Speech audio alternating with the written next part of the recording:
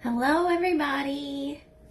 So good to see you today. We're going to talk about parental self-care today. Sorry, I got stuck on my desk, which is a super important topic and something that everybody needs to prioritize. Hang on just a second. I'm going to fix my phone. So parental self-care, there's lots of kind of pieces to that, and we're going to kind of talk about that a little bit today. And we're going to talk about why it's important to take care of yourself. We're also going to talk about how you can actually do it. We are going to take just a few minutes and let everybody join us. And I'm going to finish up my notes.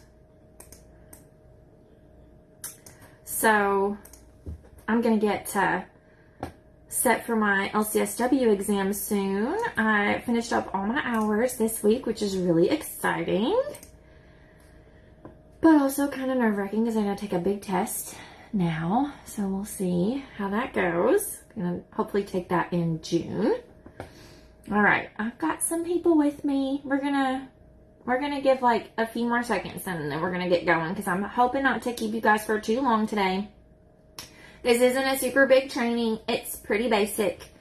So parental self-care can be defined pretty broadly. So it's pretty much anything you do to take care of your mental, emotional, and physical health. We are very often not doing this as parents. So as parents, we really tend to lean heavily on taking care of others, i.e. taking care of our children. That is human nature. That's what we are designed to do. We generally take care of others before ourselves unless we are in a situation in which like we're life or death dangerous. But even then, parents tend to choose the life of their kids over their own life. So naturally, our self-care tends to deteriorate over time. And I find it really interesting, and I'm doing some posts on this here in the next couple of weeks, but I find it really interesting how much support and how much prioritization comes into self-care when you're a new mom. Like when you get pregnant, when you have your first baby, you get this outpouring of support and people telling you what to do and how to do it. And people just really say, they tell you like, you got to take care of yourself. You have to make sure you're eating, you're drinking, and all of that good stuff. But later on, as time kind of goes on, it becomes really, really easy to move that focus to your kids and away from you. So what I want to do today is really encourage you guys to move that focus back to yourself. That way you can be the very best version of you that you can be. It is a whole lot easier for you to parent effectively and intentionally if you are regulated and happy and content and you're healthy in all the areas, okay? It's also, I know some of you guys have been with me for a little while, and I know you know how much I love to harp on modeling. It's also a really, really great way to show your kids how important self-care is, okay? So, here are some reasons why we need to take care of our own needs, okay? It helps you manage stress. Obviously, I know that sounds silly, but you need to know how to manage stress. If you don't know,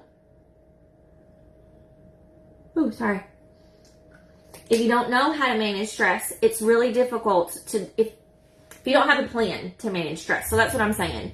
Whenever you go through and you make a plan to manage stress and you deal with it effectively, you're not just making your life easier, you're showing your kid how to do that for themselves. You're teaching them really valuable life skills. And if you are able to reduce the amount of stress that is affecting you, then naturally stress is probably going to reduce in your kid's life also, because they feel the stress that you feel in a lot of different ways. We already talked about it setting a really good example for teens. Modeling is something that's a really big deal to me. If you want your kid to do something like take care of themselves, if your teen struggles with like depression and they tend to not get out of bed for days on end, and you do that too, that's not setting a good example for them. We want to do the things that we want them to do. We want to be able to say like, hey, I'm doing this with you and I know it's hard. Like, let's do it together. Okay. So it's teaching your kid that this is a thing that they're going to need to do throughout their whole life. Okay. Self-care does not end when your childhood ends. This is something that we need to do always. Okay. So it also improves your relationship with your teen because you are openly communicating about a universal issue. Okay. You're openly communicating. You're telling this kid about what exactly is causing the stress. Now, obviously, age appropriateness. For example, if you have a big project at work and your kid knows you've got a big project at work, it's okay for you to be like, hey, I'm sorry. Like, I need some self-care time. I need to do these things to take care of myself and reduce my stress. And your kid is going to say like, oh, wow, like mom's got this big thing going on and she's doing things proactively to help her manage stress. And that's naturally going to make you a happier person and i.e. generally a better parent. So it's all about that open communication and that intention. So basic things that we can do to prioritize self-care. Take care of your physical health. Okay. When I say physical health, I do mean your entire body. Okay. Like, we want to make sure you're doing your physicals, you're doing your annual exams, you're getting your blood work done, you're doing your pap smears every year, you're getting your mammograms, you're doing your eye exams, you're doing your dental exams, you're getting your hearing screenings. Like, all of those things matter. And if you want your kid to grow up and be a functional adult and do all of those things too and take care of themselves, you got to set that example and do all of those things. Now, we do a really great job of making sure our kids have all of those things every time, right? Like, they've got it by the book most of the time. Now, my kids don't because I'm scatterbrained, but we try really hard to make sure that they have everything that they need. We need to put that same amount of effort into making sure that you have everything you need checked off on that physical health list. If you've got a physical problem that is holding you back, that you're struggling with, hear me now and go get some support for that. Go see your doctor and let's start working on that, okay? So we take care of our physical health. That's a really, really big deal. If we're physically unhealthy, it's going to be difficult for us to parent effectively. We also want to find ways to relax. We want to find ways that we can relax, that we can unwind in a healthy, productive, not necessarily productive, but in a healthy way. Sometimes it's good to be productive, like to do crafts and things, because you get a dopamine hit at the end when you get a product. But it doesn't have to be a task that has an end, okay? For example, my favorite way to relax is I take baths. I take a bath and I read my book. I try to do it every single day if I possibly can. This is something that is important to me. It's something that I prioritize every day. For you, it might be yoga, or it might be meditation, or it might be reading your own book for 10 or 15 minutes. Whatever it is, prioritize and do that every single day, and try to make it at the same time every day, in the same way that you plan on taking your medications, or in the same way you plan on getting up for work. We want to plan on doing our self-care that way too. Side note, we want to plan in time to do self-care. So if you know that this is something that you struggle with and you've got a jam-packed day, okay, look at your day, schedule in the times that you need for self-care. Schedule in what you're going to be doing. And even if it is like for real, scheduling a time to relax, like schedule a time to go walk, schedule a time to go sit outside, whatever you need to do to make sure that you're taking that time to let your nervous system breathe and chill for a minute, okay? Another good way to promote self-care is to connect with other people. So this means maintaining all of your important relationships. So if you have relationships that you tend to neglect, that's not good self-care. The reason that it's not good self-care is because human beings are designed to be interconnected with one another. And we want to make sure that we have good, healthy relationships, not just within our family, but outside of our family, because those relationships really help us to shore up the relationships that we have in our family and make those stronger. So we want to reach out to others and we want to connect with others. So friends, family members, therapists count here.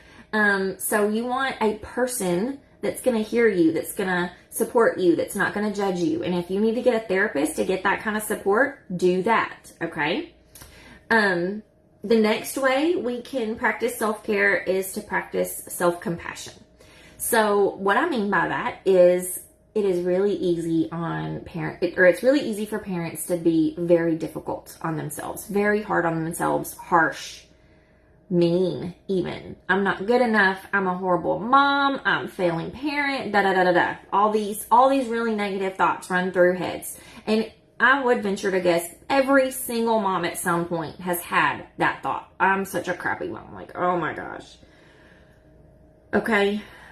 We still need to practice compassion. It's okay to have those moments where we're like, oh crap, like I shouldn't have done that. But we want to stop and say like, hey, I'm a human being. Sometimes I make mistakes. And we want to give ourselves the same amount of compassion as we would give another person. So give yourself some grace. Practice that self-compassion. And then the very last thing we can do, well, it's not the only thing, but the last big thing we're going to talk about today that we can do to practice self-care is to set clear boundaries. This is an essential practice to any healthy human, okay? You need to set boundaries. You need to decide what types of behaviors are okay with you and what types of behaviors are not okay with you. You need to decide what's okay for people to do with you and to you and what's not. And you need to communicate those boundaries and maintain them. If you find it's difficult for you to maintain those boundaries, then go get some help from a therapist or a counselor or a friend and just talk it through and try to figure it out. You want to be able to set that same example for your teenagers. If you've got poor boundaries and you're allowing outside forces that really have no real bearing on your life to make things difficult or to hurt you or whatever, then we're not setting good boundaries. And we want to make sure that we keep people at a healthy distance. We let the people in that are healthy and good and supportive, and we keep the rest where they need to be on the outside circle, okay? So that's all we're going to cover today. I cover a lot more about parental self-care in my seminar, but it's way too much to do one of these little mini trainings on. But self-care, in a nutshell, is anything we do to take care of our physical, mental, or emotional health, okay?